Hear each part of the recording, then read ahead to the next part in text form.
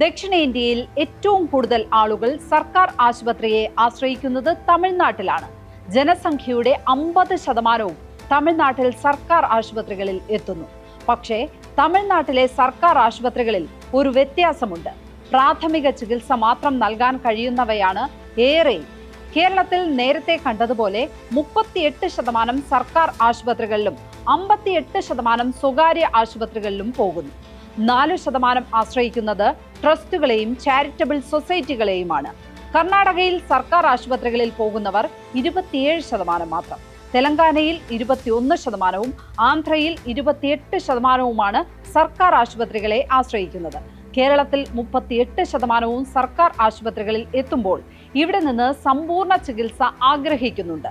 ഇവിടെ സർക്കാർ ആശുപത്രികളിലുള്ള ഡോക്ടർമാരെല്ലാം എല്ലാത്തരം ചികിത്സയും നൽകാൻ കെൽപ്പുള്ളവരാണ്.